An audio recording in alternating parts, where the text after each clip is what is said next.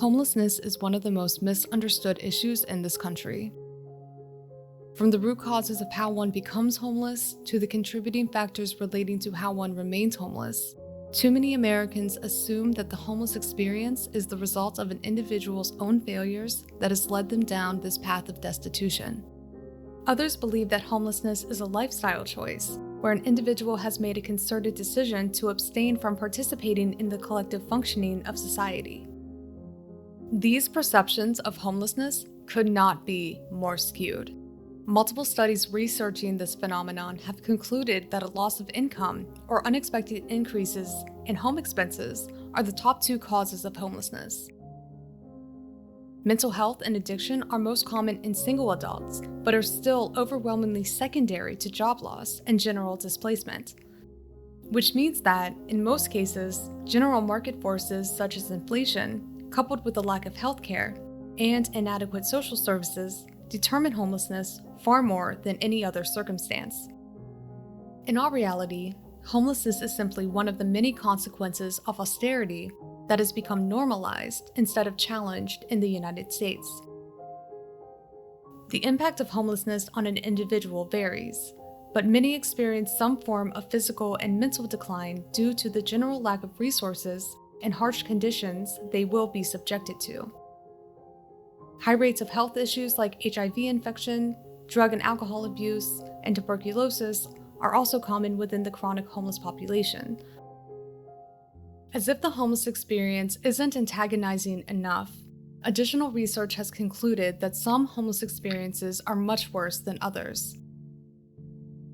Within this intersection of failed policies and legal discrimination, there is an overrepresentation of the LGBTQ+ community, making up 20 to 40% of the houseless population, despite only making up 5 to 10% of the overall population. LGBTQ individuals face a particular set of challenges, including social stigma, discrimination, and often rejection by their families, which adds to the physical and mental challenges of the homeless experience. They are also subjected to higher risk of violence, abuse, and exploitation while experiencing homelessness compared to their heterosexual peers. Transgender individuals are even more at risk of discrimination when it comes to admission into temporary or emergency shelters. Some shelters have gone so far as posting signage preemptively barring them from admission altogether. This discrimination was addressed for the first time in 2012 when the Obama administration instituted the Equal Access to Housing and HUD programs regardless of sexual orientation or gender identity. A key provision of this law was the gender identity rule determined from a 2011 provision, ensuring that all individuals have equal access to HUD's core programs based not on their sex assigned at birth, but their gender identity at the time of admission. This rule was enacted after multiple studies reported high levels of discrimination from the private sector based on individuals' physical appearance and assumed gender expression. To ensure that operators making admission decisions were not left with any room for possible discriminatory practices, the Equal Access Rule included another previously determined rule prohibiting questions regarding sexual orientation or gender identity for the purpose of determining eligibility. Because the Equal Access Rule did not adopt a national policy focusing specifically on the accommodation of transgender and gender nonconforming individuals seeking admission into HUD-funded homeless shelters, the department added on to this rule in November 2015. This addendum effectively allowed transgender people or those who do not identify with their sex assigned at birth to access HUD-supported programs in accordance with their gender identity. In other words, under this provision, HUD-funded shelters could no longer deny a person to enter a facility based on their sexual orientation or gender identity and would not be held to intrusive inquiries, as defined in the original rule. In October 2016, HUD released a final amendment to the Equal Access Rule, which addressed inquiries presented during a publicly held forum regarding recipients and subrecipients of Community Planning and Development, a grant program that offers funding at the community level to provide services to individuals experiencing homelessness. While this rule upheld the admissions requirements in accordance with an individual's gender identity, It also removed the prohibition on inquiries related to sexual orientation or gender identity, and changed its definition to perceived gender identity.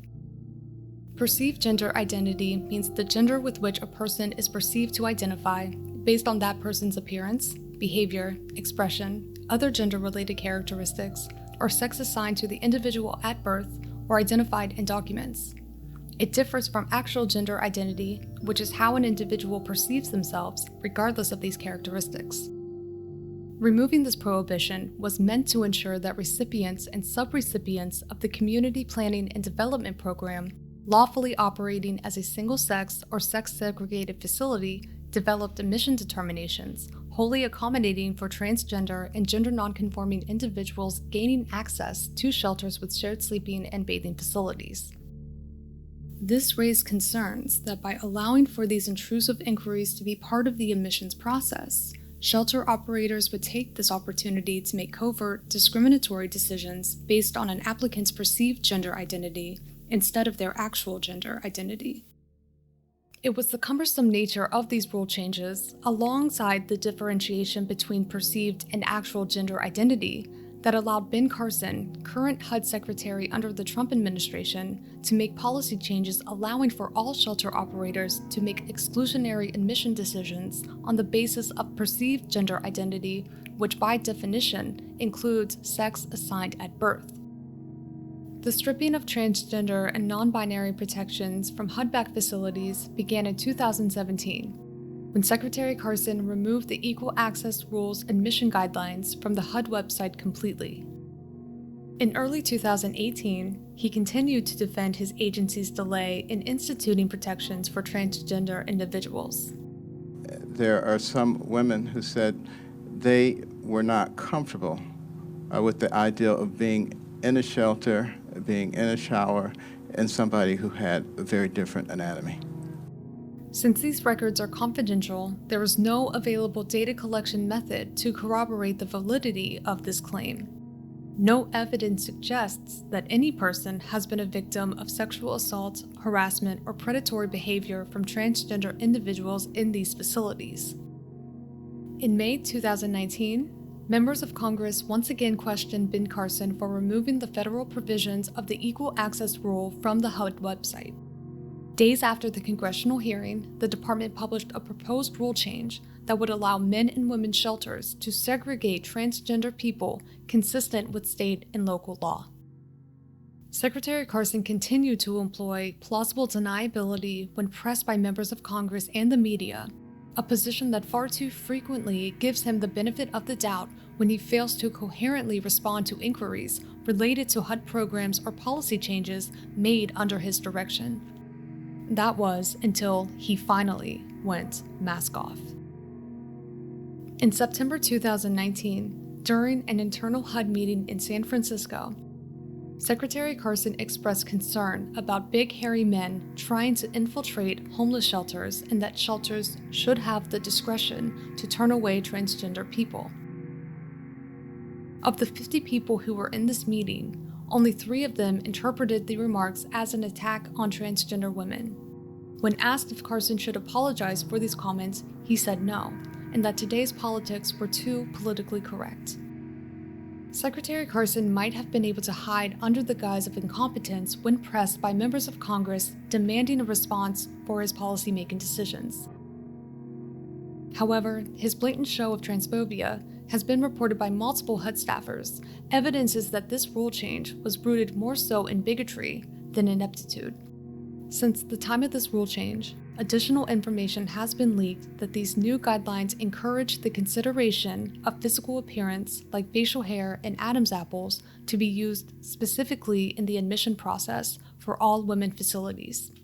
It is undeniable to suggest that these policy changes are anything but a blatant attack on the transgender community and trans women specifically.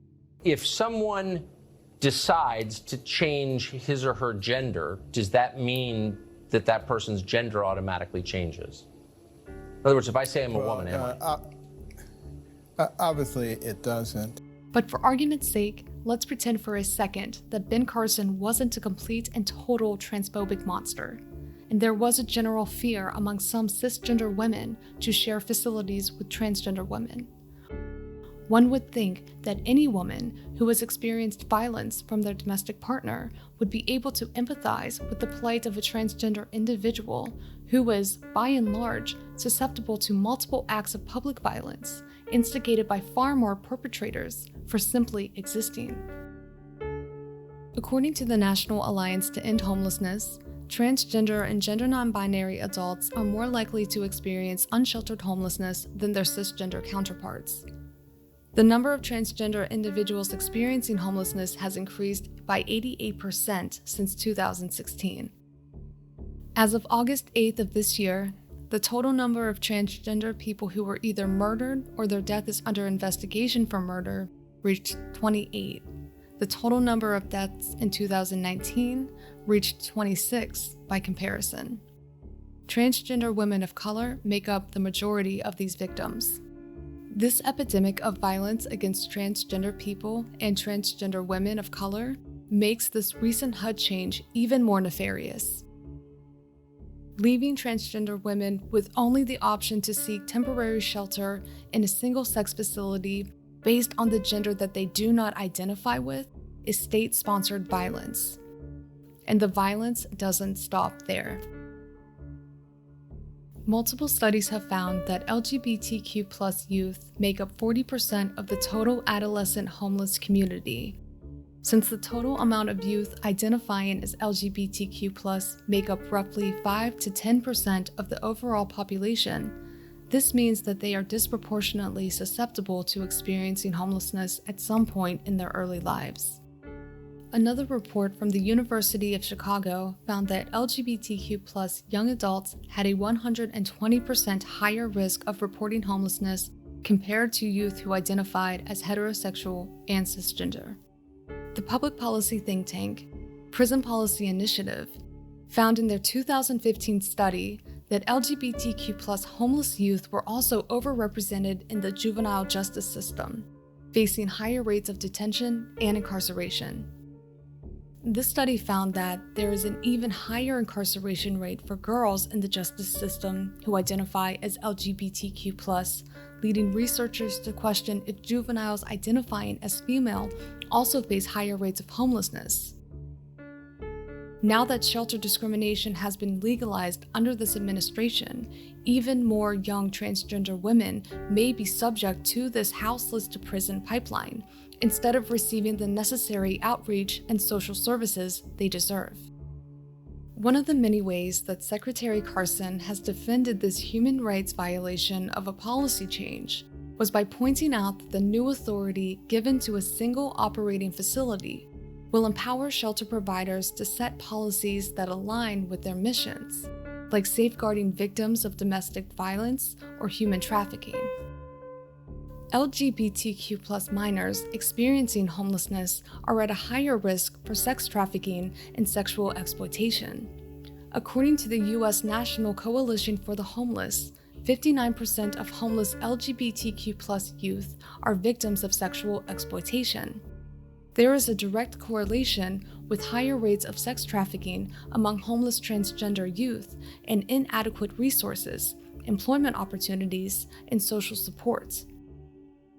Taking away the opportunity to gain access to temporary shelter will only increase the chances of these children experiencing the same fate that this administration and supporters of this administration claim to fight back against. Ben Carson's goals to make cisgender individuals feel more comfortable in HUD facilities are at the expense of transgender individuals and children, the group who's in need of more protections during this time of economic and housing insecurity. His refusal to make the distinction between transgender women and predatory cisgender men attempting to infiltrate all women's shelters is evidence of transphobic ideology and an abuse of power. These high-level directives overwhelmingly align with this administration's overall goals to seemingly strip away as many federal protections to transgender individuals as possible. Carson, like most conservatives, have an easier time imagining the worst-case scenario in homeless shelters and bathrooms, while simultaneously turning a blind eye to the real-world consequences of enacting legal discrimination. Whether it be for self-proclaimed moral or even religious reasons, this political facade, worn by most of the Republican Party, begins to slip when pressed by any political opposition on the ethical foundation of these discriminatory practices. White power! There you go, white power! Ben Carson can't be bothered to even pretend to express anything other than political indifference when members of Congress or even the press brings up the direct consequence that these policy decisions have, specifically in the LGBTQ community. The only way to combat against this morally bankrupt, federally backed, institutionalized transphobia is to support grassroots movements working tirelessly to provide safe, permanent housing to our most vulnerable population. Camp Unicorn, a community-based group located in Maine, is committed to this very cause, offering effective outreach and harm reduction strategies for transgender people through the Housing First approach. Housing First programs have incredibly high success rates in offering both permanent housing options along with the necessary supportive services like medical care and casework management, ensuring long-term retention. Cases, Housing First initiatives have reduced homelessness by up to 97% and is considered the best practice within mutual aid organizations. Please check the links in the description to help support some of these nonprofits and their missions to ensure that our most at-risk populations have a place to call home.